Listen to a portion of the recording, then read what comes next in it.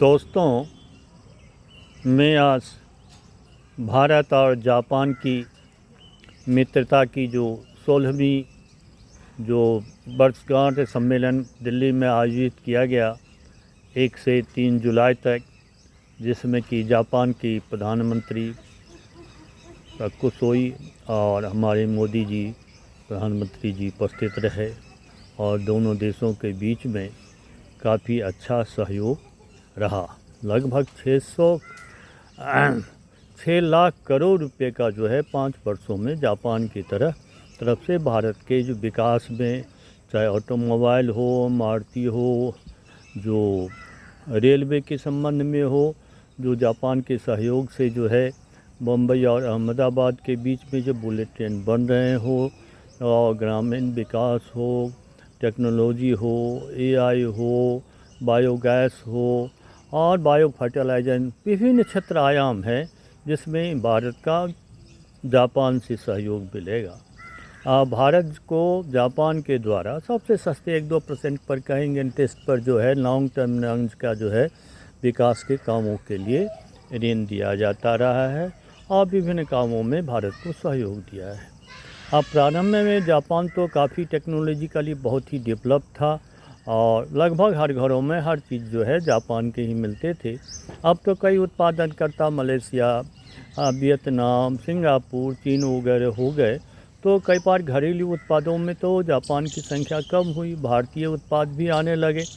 लेकिन जो मारुति उद्योग है उस पर अभी भी ऑटोमोबाइल में इंडस्ट्री में जापान का ही कब्जा है और भारत अब तो अपने ही नहीं उसका एक्सपोर्ट भी करता है। तो भारत के जो है आर्थिक विकास में, औद्योगिक विकास में जापान का बहुत ज़्यादा सहयोग रहा है। और जापान एक अभी शांति प्रिय देश है और जो कहीं किसी दूसरे देश से युद्ध भी नहीं करना चाहता। और जो द्वितीय विश्व युद्ध में उनकी शहर हिरोशिमा नागासाकी में जो एटम बम का जो विस्फोट अमेरिका ने किया, जापान का जो विनाश हुआ, तो वो एटम बम का भी प्रोडक्शन नहीं करना चाहता और कुछ काम भी नहीं किया इस क्षेत्र में, और अपने को एक शांत प्रिय देश जो दूसरों के मामले में दखल नहीं दे और स्वयं शांत रह करके विकसित होते रहा। तो जापान की ये नीति है और ये जापान पिछले 200 वर्षों से इसी नीति पर चला और जो इसकी नीति का परिणाम हुआ कि 20वीं शताब्दी के शुरू में जो 1904-05 में तो जापान जो यूरोपियन पावर को भी हराने लगा। रूस के जैसे साम्राज्य, बड़े विसाम्राज्य को भी उसने जो पीछे धकेल दिया और परास्त किया और उसके बाद ये सिद्ध किया कि एशिया का एक छोटा सा देश भी यूरोप की बड़ी शक्तियों को हरा सकता है। यूरोपीय देश अजय नहीं है, उसे परास्त किया जा सकता है। इसका प्रभाव भारत में भी पड़ा और भारत के लोगों ने भी जो ब्रिटेन से अपनी आज़ादी के लिए संघर्ष करना शुरू किया। दोनों शांतिप्रिय तरीके से और मिलिटेंसी के माध्यम से भी प्रयोग करना शुरू किया। अब भारत के स्वतंत्रता आंदोलन में जो क्रांतिकारी खास करके थे उनका वो संरक्षण गाह भी वो बन गया। बहुत सारे लोग थे, चाहे रास बिहारी बोस हों, सुभाष चंद्र बोस हो, इन लोगों को इन्होंने भरपूर सहायता की जापान ने। हालांकि उसमें जापान का अपना हित में था कि ब्रिटेन को जो एशिया में जो कमज़ोर कर करके अपने आधिपत्य को बढ़ाना चाहते थे, लेकिन जो एक बड़े पाप से एक छोटा पापी जो है उसको यदि सही माना जा सकता, वो एशियाई के हित के लिए बात किया और किया। जब रास बिहारी बोस को भी उन्होंने वहाँ इंडिया लीग बनाने, उनके विकसित करने और स्वतंत्रता के लिए काम करने की छूट दी। जब सुभाष चंद्र बोस जी उधर गए 1939-40 के आसपास, तब उन्होंने उनको सहयोग भी दिया। खास करके जो जापान के सामने जो ब्रिटिश आर्मी में जो भारतीय सैनिक थे लगभग 45,000 और विभिन्न जगह सिंगापुर कई जगह पर जो सरेंडर किया था, उनके युद्धबंदी थे, उन सबों को आज़ाद हिंद फौज को बनाने में सुभाष चंद्र बोस का सहयोग किया। 45,000 सैनिक थे और उसके बल पर आज़ाद हिंद फौज बना भी और उसको जो हथियारों से आर्थिक सहयोग भी दिया। और जापान में रहने वाले, सिंगापुर में रहने वाले भारतीयों ने भरपूर अपनी आर्थिक सहयोग दे करके आज़ाद हिंद फौज को मजबूत भी किया और उसके बल पर ही सुभाष चंद्र बोस जो है अंडमान निकोबार तक और बर्मा तक पहुंच गए थे। आज़ाद भारत की सरकार की घोषणा भी कर दी थी। तो उस समय उनका जो है जापान का भारत के साथ सहयोग रहा। हाँ, द्वितीय विश्व युद्ध में अंत में पराजित होना पड़ा। कुछ समय तक के लिए जापान तो पीछे खड़ा हो गया, चला गया, लेकिन वो धीरे धीरे अपनी शक्ति को बढ़ाना और अपने आप को एक आर्थिक क्षेत्र में विकसित करने के लिए काम किया और आर्थिक रूप से, औद्योगिक रूप से एक विकसित राष्ट्र बना।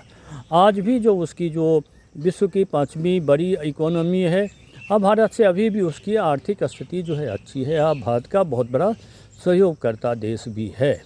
तो इस दृष्टिकोण से एक पड़ोसी राष्ट्र जो शांति प्रिय है, सहयोगी है, पहले भी सहयोग किया है और दोनों का देशों का इतिहास, खास करके बौद्ध धर्म का जो विकास जापान में हुआ, तो 1500 वर्षों से लगभग इनका जो है भारत और जापान का संबंध रहा है। अब मोदी जी तो इसको भी संबंध को याद दिलाया कि जो किस तरीके से जो है जापान का और उनके जो जिसे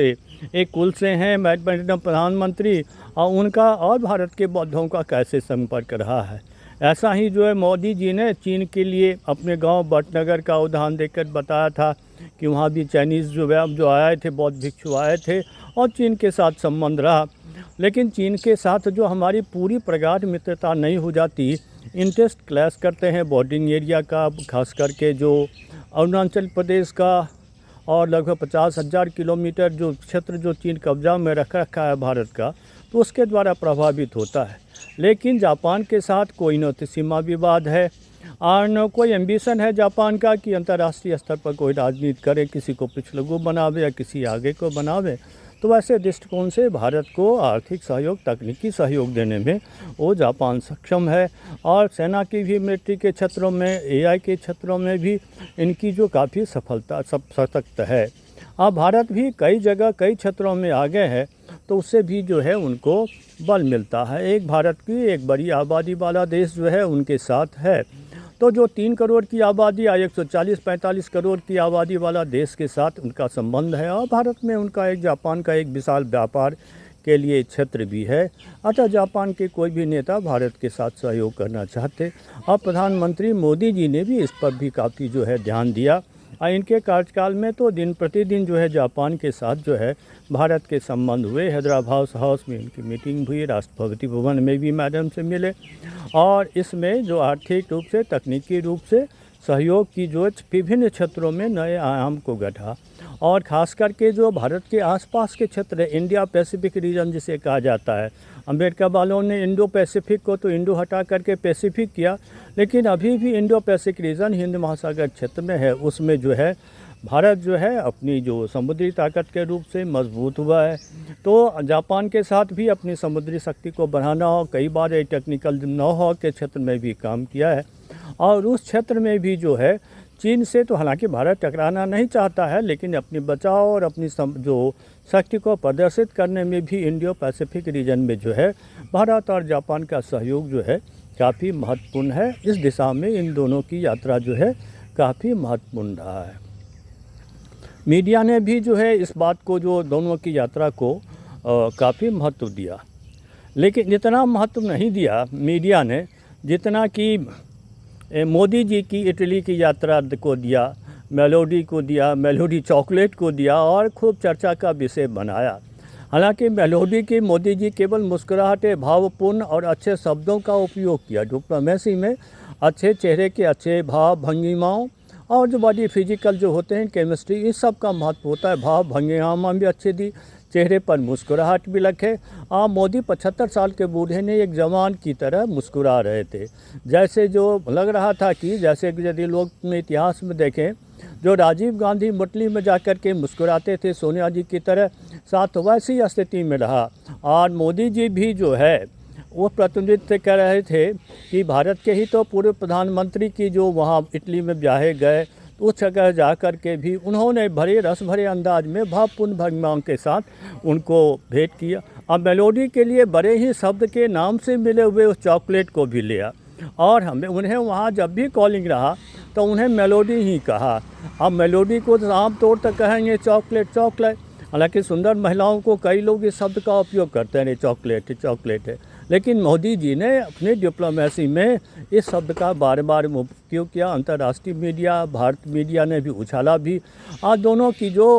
अच्छी केमिस्ट्री थी उसकी सराहा भी। अभी ब्रिक्स सम्मेलन में तो हमारे जो कई बार सोशल मीडिया में अपने विदेश मंत्री जी को दिखाई दे रहा है कि बड़े ही बामोरे हुए मुस्कुरा रहे हैं, बड़े गंभीर मुद्रा मुस्कुरा रहे हैं, खुशी भी है, क्या सोचते हैं। अब मोदी जी और मेलोडी की जो बात चल रही थी, तो वैसी स्थिति जो उन्होंने वहाँ जा कर के एक अर्जित की।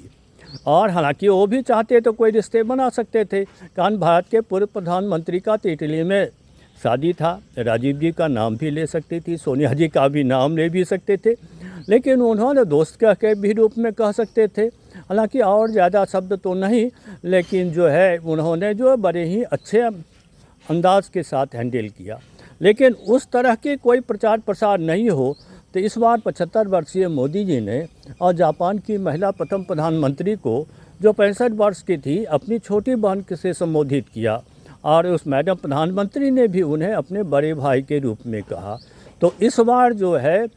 उसमें जो भावनात्मक और जो सम्मान की स्थिति ज़्यादा थी, भावना की जो है महत्व जो है या रस भरी शब्दों का उपयोग नहीं करके बड़े ही डिप्लोमेटिक वे में अच्छे शब्दों के साथ, सम्मान के साथ, एक दूसरों को इज्जत देने के साथ इस महिला के प्रधानमंत्री के साथ मोदी जी ने तारतम्य बढ़ाया। और जब वो भारत के प्रधानमंत्री को भी अपने बड़े भाई के रूप में मान रही थी, तो लग रहा था कि उन्होंने कहा भी कि मुझे एक बड़े भाई अंतर्राष्ट्रीय स्तर पर क्षेत्र में बन गया है। भारत के लिए भी है कि इस क्षेत्र को यदि धार्मिक रूप से बौद्ध धर्म वगैरह का इस सब का देखें, तो जापान जो है का एक बड़े भाई है सांस्कृतिक विकास में, धर्म के विकास में। भले ही वो आर्थिक रूप से काफ़ी संपन्न हो गया हो और भारत को ही जो है विकास के रास्ते में सहयोग देते रहा है, और ये सराहनीय प्रयास है। लेकिन मोदी जी ने इस बार जो है मीडिया वालों को, जो बहस करने वाले थे, जो घंटों बहस करते थे, 3 देवियाँ जो है श्वेता सिंह और जो अंजना कश्यप वगैरह, इस बात को लेकर के बैठ जाती थी, घंटों बहस करती थी। मेलोडी, उसकी मुस्कुराहट, फिजिकल अपीयरेंस, केमिस्ट्री, और उन तस्वीरों को बार बार दिखाती थी। तो वैसा कुछ नहीं हुआ, और दोनों देशों की जापान के साथ एक बहुत ही अच्छे तरीके से समझौते भी हुए, सहयोग की प्राप्ति के लिए भी प्रावधान किए गए, और भविष्य में दोनों देशों के बीच में अच्छे रिश्ते रहे, और भारत की जो सद्भावना, प्रेम और विकास का रास्ता जो है खुला रहे। अंतर्राष्ट्रीय स्तर पर भी मोदी जी ने भारत को स्थापित किया है, विभिन्न देशों से सम्मान भी प्राप्त किया है, और सहयोगी देश को बनाते रहे हैं। इसी का परिणाम रहा है किसी भी क्राइसिस में, चाहे वो कोरोना काल हो, तब भी भारत की इकोनॉमी स्थिर रही, और अभी भी जिस तरह से इराक, अमेरिका और इजराइल वाले युद्ध हैं, हॉर्मुज का संकट आया, तेल का विवाद संकट आया, सभी देशों की मुद्रास्फीति बढ़ी, प्रोडक्शन गिरे, तेल की कीमत में अपार वृद्धि हुई, और भारत में मोदी जी ने अपने अंतर्राष्ट्रीय कूटनीति सहयोग से ही बनाया। और उसमें यही है कि विभिन्न देशों के साथ वो अपने सहयोग को बनाए रखते हैं, वो किसी एक देश पर नहीं आश्रित रह करके मल्टीपल कंट्रीज़ के साथ उनके मल्टीपल रिश्ते हैं, और कूटनीति को सही आयाम में उन्होंने सही जगह पहुंचा करके भारत के विदेश नीति को सशक्त बनाया है, और भी भारत के विकास के मार्ग को भी प्रशस्त किया है। इस दिशा में जो जापान के प्रधानमंत्री की जो भारत यात्रा 1 से 3 जुलाई के बीच रहा है, वो दोनों देशों के लिए काफ़ी हितकारी है, और भविष्य में भी दोनों देश के बीच में अच्छे संबंध होंगे, और जिससे विश्व शांति की दिशा में, विश्व की आर्थिक विकास और प्रगति, वैज्ञानिक विकास, तकनीकी विकास, सैनिक क्षेत्रों में सहयोग, AI के क्षेत्रों में आगे बढ़ता रहेगा, और दोनों देशों के जो लोग हैं इससे लाभान्वित होते रहेंगे। इस सफल यात्रा के लिए करवाने के लिए भारत की प्रधानमंत्री जी को बड़ी बड़ी बधाई, जो उन्होंने जो है भारत को जो है अंतर्राष्ट्रीय मंच पर दिन प्रतिदिन आगे बढ़ाने का कोशिश किया है। और भले ही विरोध वाले कहते हैं दूसरे देशों की यात्रा में ही लगे रहते हैं, लेकिन ऐसा नहीं, और भारत को उन्होंने सही मायने में अंतर्राष्ट्रीय जगत पर स्थापित करके और भारत को विश्वगुरु बनाने की दिशा में काम किया है। थैंक यू साथियों, फिर कभी किसी और बात पर चर्चा करेंगे।